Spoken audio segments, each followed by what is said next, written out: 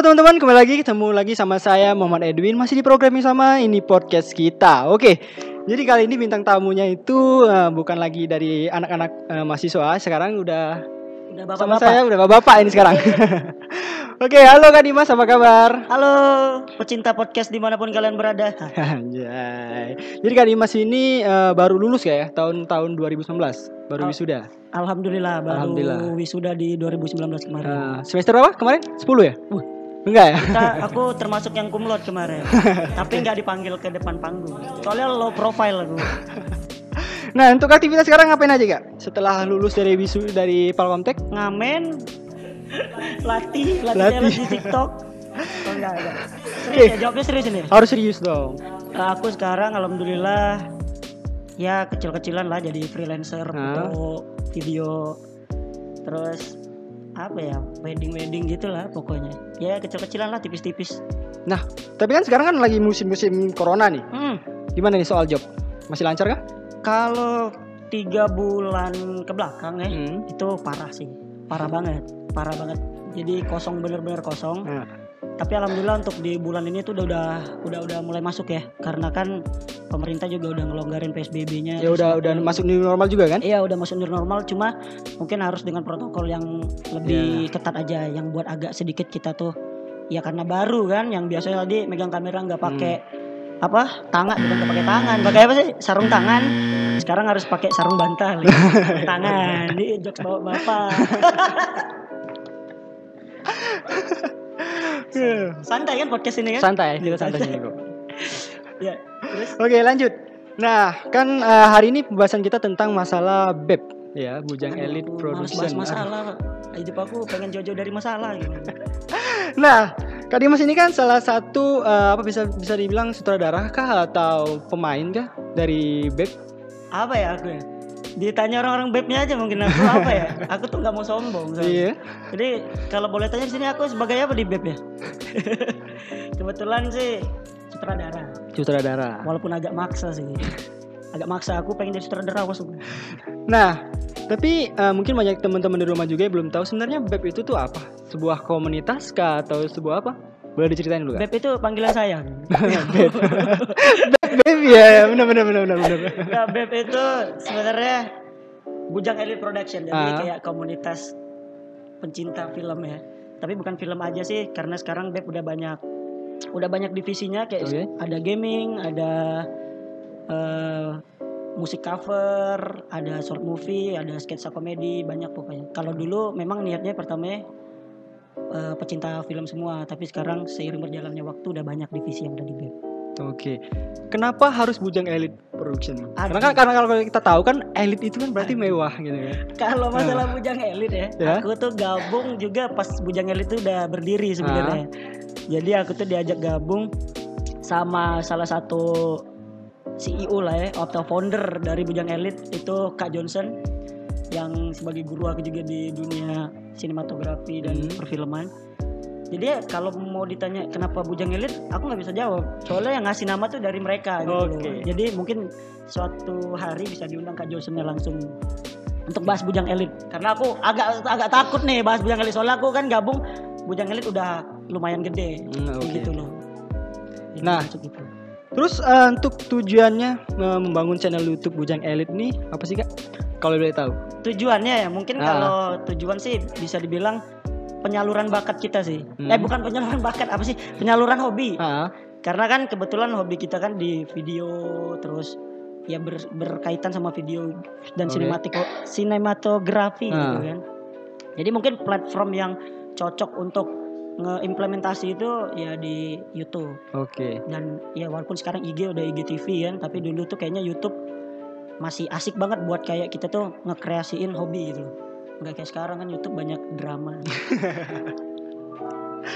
Nah, di BEP ini kan Bujang Elite Production ini kan banyak memproduksi film-film kayak ya. Film, selain film juga ada apa tadi?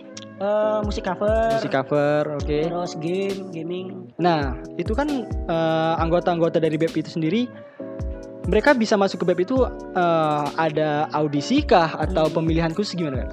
Jadi masuk BEP itu kalau aku kebetulan dari ini kenalnya kan dulu kan founder Bujang Elit ini kan satu kampus kakak tingkat dari aku gitu kan, dari kampus. Kau boleh tahu tahun berapa dibentuk? Tahun berapa ya? 2015 kalau 2015. salah. Iya, 2015-an itu dibentuk. Aku tuh tahu waktu pertama kali BEP tapi lupa. Tapi aku waktu itu masih jadi anak magang di kampus itu. Oke. Jadi aku tuh sempat kayak sempat kuliah di satu kan, terus magangnya di kampus yang tempat foundernya itu kuliah gitu loh. Sempat magang di situ, sempat lihat, sempat tertarik juga kan. Kebetulan pas kuliah aku ikut UKM PBC, Broadcasting. Nah di situ aku bisa kenal sama Kak Johnson, kebetulan juga pembimbing dari PBC kan waktu itu, sama Kak Guntur juga, terus diajakin. Dan kebanyakan yang dari PBC kalau dilihat memang dia punya prospek dan kedepannya kayak tertarik di dunia perfilman dan sinematografi, bisa ditarik ke Bujang Elit. Walaupun ada juga sih yang dari luar, karena BP juga ngadain kayak open recruitment gitu buat yang berarti ada open juga. Berarti dari luar pun bisa masuk. Iya, kemarin sempat ada buat divisi baru itu namanya Bujang Elit Production untuk Film Academy. Jadi buat kalian yang hobi banget sama film pendek nih, buat film pendek, terus ngerasa kayak aku tuh belum cukup basic nih buat film pendek, pengen belajar. Kemarin open recruitment di BFA namanya Bujang Elit Production Film Academy. Jadi di situ kita bakal belajar bareng gimana caranya buat film pendek, gimana cara kita nulis skrip gitu. Kalau untuk umur ada batasan nggak atau bebas? Ya kalau umur sih yang pasti harus sudah pas yang udah punya KTP ya. Karena tahu kan kalau yang belum punya KTP berarti ke bawah, berapa tahun ke bawah. Terus kalau untuk maksimalnya ya nggak mungkin kita ajak bapak-bapak kan gitu kan. Intinya sih yang cocok lah umurnya, bisa diatur. Oke, untuk Kak Dimas sendiri pertama kali diajak gabung ke BEP Bujang Elit Production, itu perasaan Kak Dimas gimana? B aja. B aja. Tapi sampai sekarang? Ya alhamdulillah. Alhamdulillah sampai sekarang ya. Alhamdulillah. Kita tuh kan harus secukupnya, jangan berlebihan. Kalau dibilang senang ya senang sih, sebenarnya senang karena bisa ketemu teman-teman yang satu hobi, terus bisa belajar bareng, bisa buat kreasi bareng, bisa kreatif bareng, itu sih senang lah bisa dibilang. BEP sendiri kan Bujang Elit Production ini diketuai oleh Kak Johnson Syaftriadi. Nah sampai sekarang masih aktif? Masih aktif kalau alhamdulillah. Untuk sekarang kan masih masa-masa pandemi seperti ini, Bujang Elit sendiri masih aktif nggak buat video atau buat konten kayak gitu? Kalau untuk selama pandemi ini kayaknya memang seluruh kegiatan kita stop dulu ya, karena yang ingat untuk keamanan dan kesehatan bersama juga. Jadi diambil keputusan untuk sekarang stop dulu. Tapi untuk bulan ke depan itu kita udah nyiapin beberapa rencana. Kayak kita rencananya mau bikin web series nih, tapi mau lihat situasi juga gitu kan, soalnya belum tahu ke depannya situasi dan kondisi masalah pandemi ini gimana. Apakah emang sudah bebas atau masih harus ada beberapa peraturan yang harus diturutin gitu kan. Karena kan kita harus mikirin anggota juga kan. Siapa tahu anggota ya ada yang memang dilarang sama keluarganya selama masa pandemi gini. Jadi nggak bisa dipaksain juga. Jadi insya Allah kalau emang lancar ke depannya bakal ada rencana untuk buat web series. Nah untuk tahun 2015 sampai sekarang penghargaan apa aja sih yang udah pernah didapat oleh BEP? Wow, penghargaan. Atau prestasi yang pernah didapat oleh BEP? Wow. Kalau aku ini setahu aku ya. Iya, oke. Aku boleh buka sambil buka ya? Boleh. Aku sambil buka lihat-lihat ini penghargaan yang pernah diterima. Takutnya kan ada yang nggak kesebut saking banyak. Boleh sekalian dipromen juga IG-nya atau YouTube? IG-nya Bujang Elit Production, di follow aja. YouTube-nya Bujang Elit Production channel. Jadi buat kalian yang mau kepo-kepo, mau tahu apa aja sih kegiatan BEP, boleh follow IG-nya atau tonton channelnya di Bujang Elit Production ya. Benar. Ataupun itu hasil karya anak Palembang tuh asli. Siap. Anak Palembang benar. Dan kalau ada kalian yang tertarik buat jadi talent atau apapun bisa ngajuin ke kita. Oke. Yang pengen ikut gabung mungkin dari luar boleh kan Kak? Boleh banget. Yang dari luar boleh banget. Mungkin yang hobinya sama dengan Kak Dimas, hobi main film gitu. Yang ikut main film, pernah ikut main film atau ada basic buat main film bisa gabung. Nanti kita buat film bareng-bareng ya. Nah ini. Oke. Yang pertama tuh pernah dapat penghargaan film pertama kali bener itu di Kompre, tapi dari kampus, karena itu memang film yang bercerita tentang keluh kesah mahasiswa tingkat akhir, dan film itu diberikan penghargaan oleh kampus kita untuk semua tim yang terlibat. Tapi waktu penggarapan film itu nggak cuma Bujang Elit sendirian, jadi ada beberapa tim yang ikut gabung di situ. Oh, oke. Terus selanjutnya nih ada ISFF 2015. Ya, oke. Apa itu, Kak? ISFF itu Indonesian Short Film Festival. Itu diadain sama SCTV dan video.com. Wow. SCTV, wow. Kita menjadi top 100 finalis. Dari 100 finalis dari ribuan finalis kita dapat top 100, lumayan guys. Terus jadi film pendek terbaik di Sayembara Film Pendek 2015 UIN Raden Fata Palembang. Itu kita collab juga dengan All Production Film. Itu yang kata aku tadi di Kompre tadi ya. Mereka nyebutnya All Production Film. Terus ada film terbaik versi Watch Me 2018. Terus juara favorit Musifest 2015 yang diadain di Politeknik Sriwijaya. Itu Musifest tuh lumayan gede ya. Cukup bangga sih kita menang itu. Terus Palembang Festival Film 2018, Bujang Elit Production sebagai komunitas film yang terus memproduksi karya terbaik untuk seluruh masyarakat Kota Palembang. Ini diadain juga sama Palembang Film Fest 2018. Jadi kayaknya itu aja. Ya itu aja sih berarti yang udah ikut. Untuk dari tahun 2015 sampai sekarang itu udah lumayan banyak prestasi dari Bujang Elit Production. Alhamdulillah. Nah, untuk film pertama yang digarap oleh Kak Dimas, film apa gitu? Ada kesan-kesannya gak itu? Aku pernah, kalau itu ngegarap tuh maksudnya aku terlibat atau aku yang ngedirect? Pertama kali terlibat. Oh, kalau pertama kali terlibat itu aku pernah ikut di, itu pengalaman yang seru banget. Jadi pernah ikut penggarapan film Punch and Shot 2. Itu film yang kebetulan digarap sama Bujang Elit, ada yang part 1 dan aku kebetulan terlibat di yang kedua, part 2. Aku ambil take shot di Lahat. Jadi sebagai videografer di situ. Dan seru banget sih, kayak gila, apa kita tuh cuma bikin video yang di Lahat itu cuma 16 detik loh, tapi effort yang kita keluarin itu sampai ke Lahat. Terus kita hujan-hujanan, kebanjiran. Totalitas ya? Iya, totalitasnya itu loh. Terus sampai hampir ketinggalan kereta api. Coba bayangin, mobil kita tuh mogok pas di tanjakan mau ke stasiun. Itu seru banget pokoknya, asik banget. Terus kalau film yang digarap oleh Kak Dimas itu. Digarap ya. Pertama kali di sutradara itu pertama kali di tahun 2019 kemarin. Sapaku Untuknya. Oke, itu nanti kita bahas juga itu Sapaku Untuknya ya. Oke. Nah, dari banyak film yang udah digarap sama Kak Dimas, ada nggak sih satu film yang benar-benar membuat Kak Dimas tuh berkesan kayak itu? Yang benar-benar merasa kalau film ini nih benar-benar terbaik menurut Kak Dimas kayak itu? Kalau menurut aku terbaik tuh enggak. Tapi effort yang paling baik aku kasih di film itu kayaknya ada. Tapi bukan sama Bujang Elit waktu itu. Kebetulan sama PBC.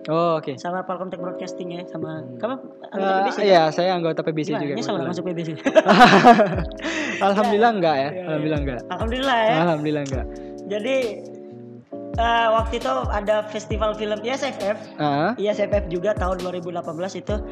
Aku sebagai sutradara di situ, filmnya judulnya Teman Kos.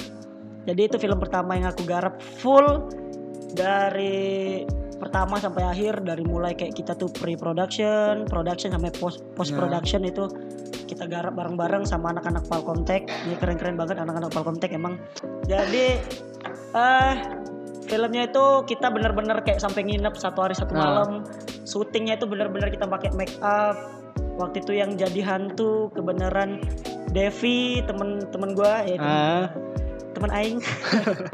Jadi si Devi waktu itu bener-bener dia di make upin, yang nge-make upin waktu itu Presiden PBC Bayu, ada Egi dia juga, ada Yoga, banyak lah pokoknya, nggak bisa aku sebutin satu-satu. Kita tuh sampai nyewa 1 buah kosan yang kebetulan punya teman kita juga, punya anggota PBC juga. Kita sewa, kita sampai jam 4 subuh itu masih take jam 4 subuh itu masih take video kita, hujan badai mati lampu. Dan kebetulan itu waktu itu kita shootnya film horor ya, jadi kena banget. Dan itu menurut aku effortnya terbaik banget film yang pernah aku buat. Ya yang lain baik juga, tapi kayak aku tuh ngerasa gila ini aku mati-matian banget buat film ini. Itu berapa hari proses pembuatan? 1 hari, 1 hari malam. itu. Jadi dari pagi malam sampai besok pagi lagi kita baliknya sore. Oke. Itu salah satu film yang menurut Kak Dimas berkesan ya. Iya, pembuatannya berkesan. Pembuatan, Untuk pembuatan terbaik ya berkesan. itu kan penilaian, dan menurut aku sih kalau terbaik juga belum, tapi jadi batu loncatan untuk aku ke depannya. Oke. Nah, tadi kan udah kita bahas sedikit masalah film Sapaku Untuknya. Itu salah satu film terakhir ya? Salah satu Ya, film yang baru dibuat kemarin. Yang terakhir. Oke. Nah, untuk ide cerita itu sendiri dari siapa? Kalau boleh tahu. Ide cerita waktu itu mungkin yang menggarap siapa? Kak Dimas juga? Kalau kebetulan aku jadi sutradaranya. Jadi ide cerita itu dari Nata Ervrin. Jadi Nata Ervrin itu ide cerita sekaligus penulis naskahnya dari Nata Ervrin. Dia yang ngegarap naskahnya, dia yang ngasih alur ceritanya dia. Dan Nata Ervrin itu kebetulan animator Palembang dan juga anggota BEP Film Academy. Itu keren. Kalau kalian mau cek film-film animasi pendek tuh Nata Efrin bisa dicek di IG-nya Bro Nata. Jadi terinspirasi dari Nata itu? Bukan terinspirasi, emang waktu itu kita rembukan. Terus siapa nih yang mau ngasih ide? Kebetulan si Nata yang bilang aku punya ide cerita nih buat film ini, aku punya naskahnya. Jadi kita pakai ide cerita dari Nata. Jadi ide ceritanya dari si Nata, yang garap Kak Dimas. Yang garap kita bareng-bareng. Kebetulan aku sutradaranya. Oke Kak Dimas, sebenarnya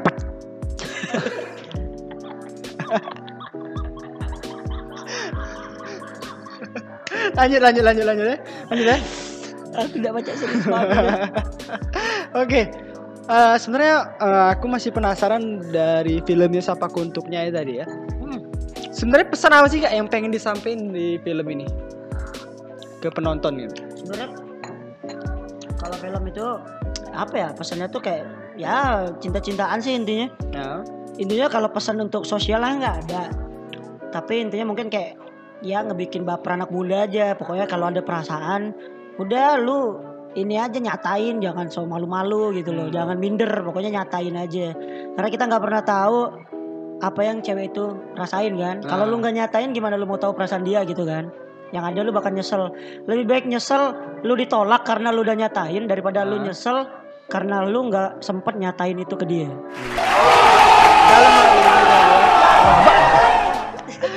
Nah oke, jangan lupa buat teman-teman, kita sekarang lagi ada di Kopi Oncak ya. Di Kopi Oncak. Alhamdulillah. Kebenaran sekarang kita untuk lokasinya ya ini. Lokasi podcast kita disupport sama Kopi Oncak. Mampir-mampir ke Kopi Oncak di Jalan Angkatan 66 sebelah Warung Steak. Pokoknya tepat di sebelah. Di sebelah Warung Steak.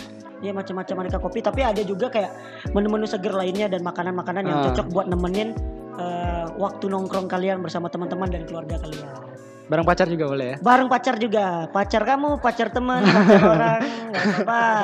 Yang penting nongkrong. Oke, kita lanjut lagi Kak. Nah, iklan tadi itu jadi iklan ya. Kita iklan sponsor Kak. Ini sponsor tadi kan. Keren guys. Nah, untuk bentar.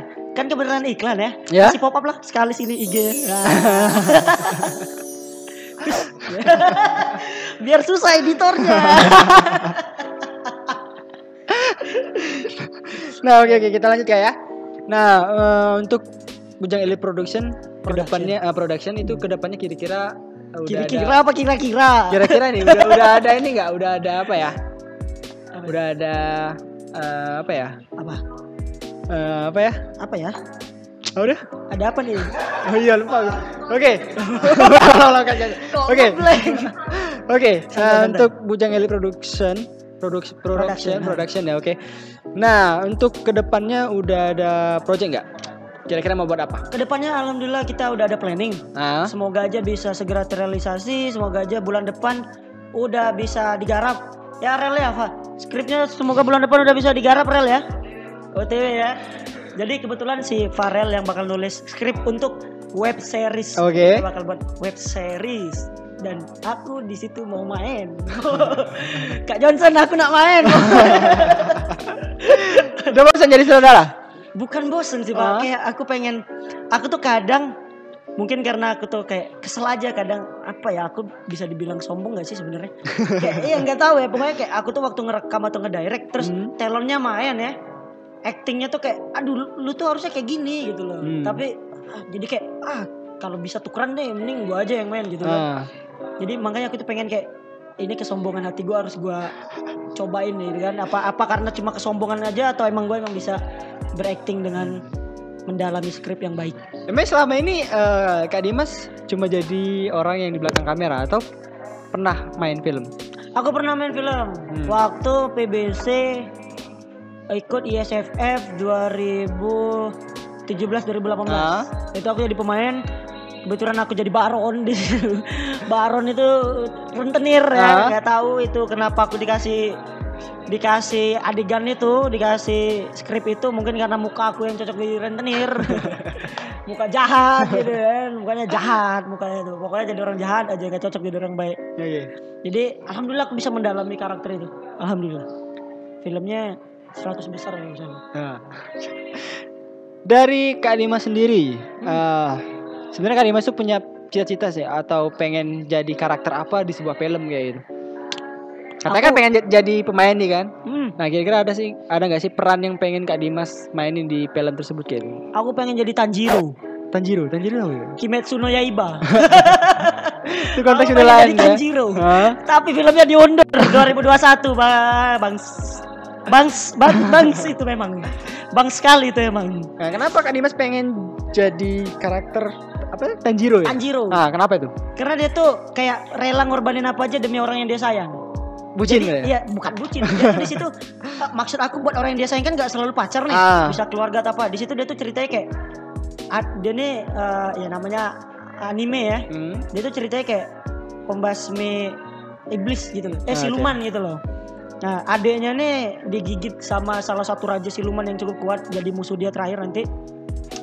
Dia tuh pokoknya berusaha banget gimana caranya biar adeknya tuh biar bisa balik lagi jadi manusia gitu. Jadi dia ngelawan iblis mau kayak gimana pun kayak dia nggak pernah putus asa gitu loh untuk orang yang dia sayang. Intinya kayak gitu. Aku pengen tuh kayak punya nggak usah takut apa-apa ya kecuali sama Allah ya. Kalau demi orang kita sayang kita nggak perlu mikir mau nyawa kita atau gimana sih, menurut aku gitu. Oke, itu tadi pembahasan mengenai film ya dari salah satu anggota atau sutradara dari BEP Bujang Elit Production. Siap. Jangan lupa buat kalian yang mau kepo-kepoin tentang Bujang Elit Production itu boleh cek IG-nya di Bujang Elit Production, YouTube-nya youtube.com/Bujang Elit Production. Nah, kalau mau gabung ke BEP itu gimana caranya, Kak? Kalau gabung ke BEP, ajuin aja proposal kalian ke email bujangelitproduction@gmail.com. Oke, itu nggak ada batasan umur ya? Nggak ada batasan umur. Yang penting punya? Kuat. Kuat. Ya kuat acting. Iya benar. Gitu kan? Kuat nge-crew. Kamu pikirannya kotor sekali. Oke, semoga bermanfaat podcast kita hari ini. Jangan lupa buat like, comment, dan share. Dan terima kasih buat Kak Dimas sudah mau jadi narasumber pada hari ini ya. Moshi. Waktunya. Terima kasih. Oke, jangan lupa juga buat teman-teman yang mau cari tempat nongkrong, tempat nongki yang asik, boleh datang ke Kopi Onca. Itu lokasinya ada di Angkatan 66. Tepatnya di sebelah WS ya. Ya, persis sebelah warung steak Angkatan 66. Nah, di sebelah kiri. Jadi kalian kalau mau nongkrong ngajak keluarga itu bisa boleh. Mampir banget ke sini. Dan di sini juga tuh bisa nyediain tempat buat kalau kalian mau ngadain event, ngadain gathering, ngadain acara ulang tahun teman, pacar, saudara atau orang tua kalian gitu. Bisa karena kita di sini punya fasilitas private room khusus untuk party. Nah. Setiap Sabtunya itu kita ada live musik di sini Edwin. Terus ini yang baru dari Kopi Oncak. Yuk promosi sedikit apa? Go ajar. Produser tambah ya. Jadi buat kalian anak-anak Palembang yang punya komunitasnya di Palembang nih kayak Bujang Elit Production atau komunitas sepeda, komunitas lari, komunitas pecinta hewan, pecinta alam, pecinta mantan, pokoknya semua yang punya pecinta. Jadi bisa datang ke sini dan buat komunitas itu ada diskonnya 20%. Wah, gila, 20%. Iya, minimal datang 10 orang komunitas. Misalnya kayak Bujang Elit nih ya, datang 10 orang. Itu bisa kita hitung jadi satu komunitas yang datang. Diskonnya 20% all item. Wow, all item. Di hari Jumat sampai Sabtu dari pukul 4 sore sampai malam. Oke, ini Kopi Oncak tutup jam berapa? Kopi Oncak tutup jam 11. Jam 11 malam. Ya, close ordernya jam 10. Oke, jadi jangan lupa buat teman-teman sekali lagi ya, kalau mau cari tempat nongkrong yang asik, yang bisa ngajak teman, ngajak pacar, ngajak keluarga, itu tempatnya di Kopi Onca, angkatan 66 sebelah Warung Steak. Oke. Terima kasih Kak Dimas ya, Edwin, hari ini. Thank you. Udah jadi narasumber ya. Undang aku di sini. Terima kasih untuk teman-teman PBC Polkomtek TV. Polkomtek TV ya. Polkomtek TV, jaya terus Polkomtek TV, jaya terus Polkomtek. 100% internet, 100% internet.